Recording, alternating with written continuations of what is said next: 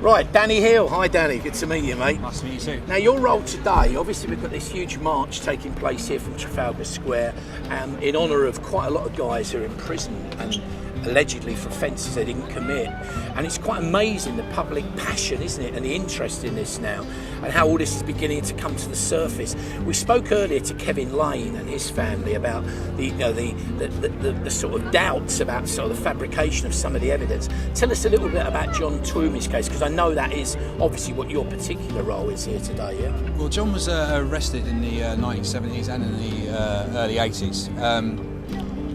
Basically, the police found a gun and some money that was from a robbery in his house, and it was found that the serial number had been basically been removed from the gun, shall we say, and only once they put the gun then under infrared, they found a serial number on it, proved the gun belonged to a policeman. So naturally, when he went to prison, well, they tried to send him to prison for robbery. Naturally, that case collapsed because it was proved that the gun wasn't his and it belonged to the policeman. Policeman then stood trial.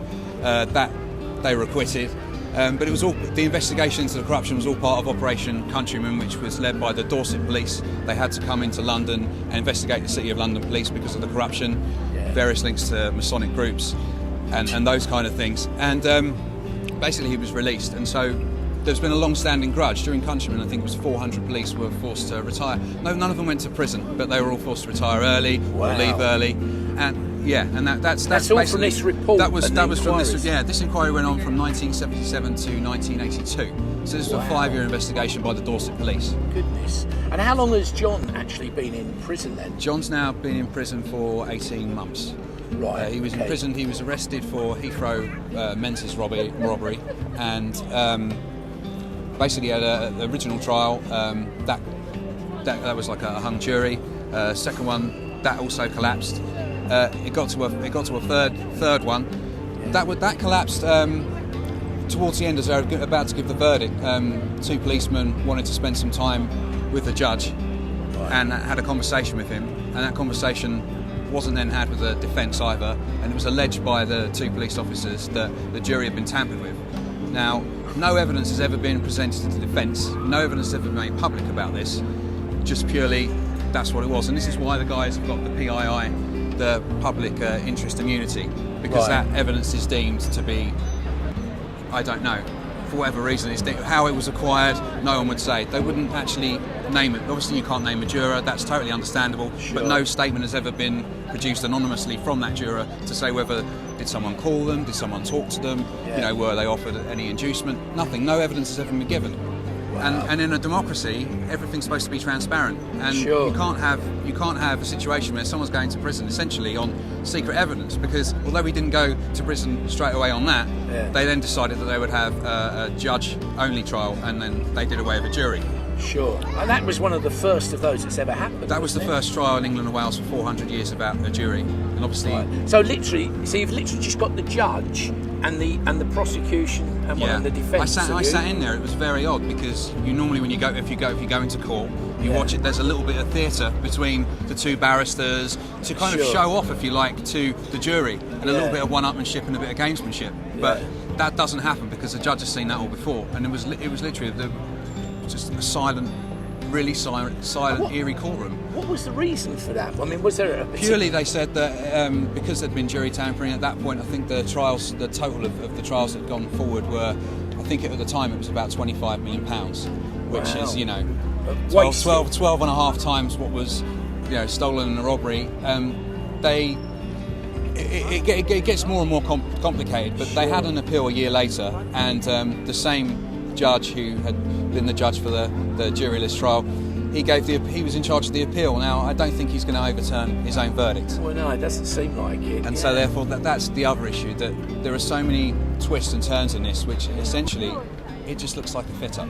So basically now, the plan obviously is you've got this march, this peaceful demonstration march, go to Downing Street, hand in a petition. Obviously there's a lot more publicity and awareness amongst celebrities backing it, you've got MPs and things.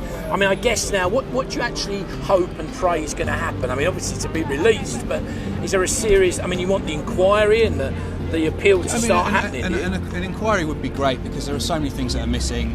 And the PII is something that we've seen so many cases where the Kevin Lane guys behind us, again, evidence between with police corruption. That's been hidden under a PII. Another guy that joined us on a previous protest, again, something was planted in his house, and again, they hid behind PII. But only after he'd done 7 years, when upon a judge said, well, this is ridiculous, there is no evidence other than what you presented, and he released the guy. And that's how long an appeal takes, up to 7 years. And we've seen it with other friends that have joined us as well. There's a group called Justice for Sam Hallam, and he's been in prison for 7 years now. And it's so slow for an appeal to come to court when you have to have new evidence, which everybody has got new evidence to say this has gone on, that's gone on, this is why we need to look at this.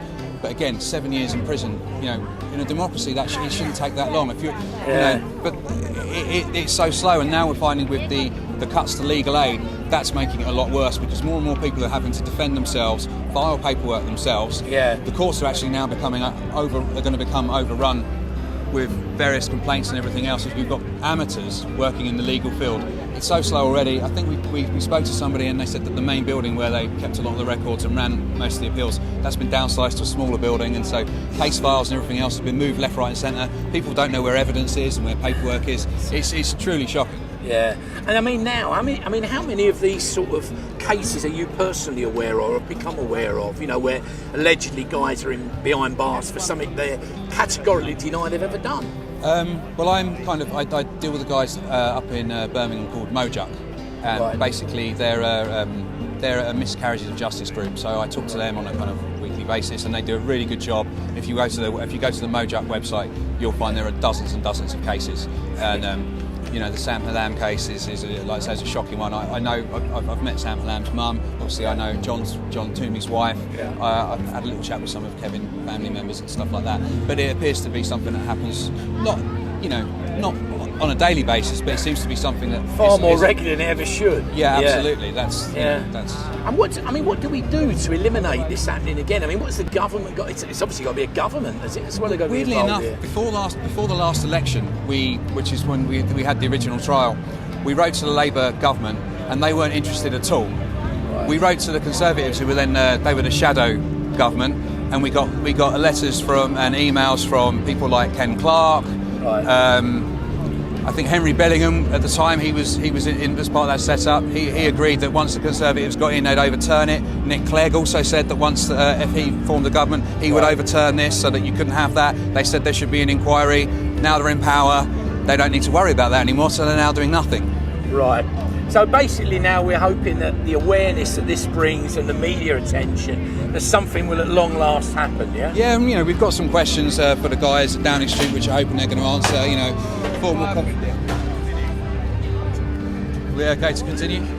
Yeah. Basically, the formal confirmation of the identity of the police officers that gave the evidence, because that's not even been given.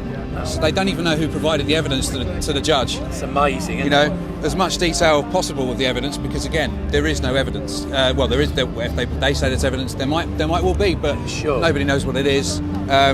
How those officers were chosen to be appropriate witnesses, because there seems to be some of the guys who are involved in the News of the World scandal appear to have been involved in this case. Now, they're obviously not whiter than white, so we want to know what their involvement was and various other details. And this is City of London police, presumably, is it? It's Metropolitan Police, so yeah, Scotland Yard officers. The flying squad at Finchley Road appear to figure heavily in the Operation Countryman original trial. They also figure quite heavily in John's trial. Yeah. So it's making, if you make the law transparent and people know what's going on, there can be no complaint. It's like any conspiracy theory. I'm not saying this is a conspiracy theory, but if you have a conspiracy theory, it's because someone is hiding something. Whether they think they're doing it out of public interest or whether they're doing it for personal interest, you don't know, because they're hiding something. That's where we're at. It's an amazing story. All we can really hope is that at long last the truth comes out, and guys like John and Kevin, if they're genuinely innocent, they get out as quickly as possible. I hope so, because I mean, John's got young children, he's got grandchildren, and spending, you know, they've put him in prison up in Durham, and his family live out in West London. Yeah. So it's a 6-hour round trek just to visit him. Sure. And you know, the kids are at school, and that's just not, you know, as a family, it's very disruptive. And at the end of the day, children are the ones that always suffer with these cases. Yeah, that's right. Well, we hope it all goes well. Keep up the good work. Thanks anyway. Very much. Lovely to speak to you, and hope it goes Cheers. well. Okay. Cheers. See you later.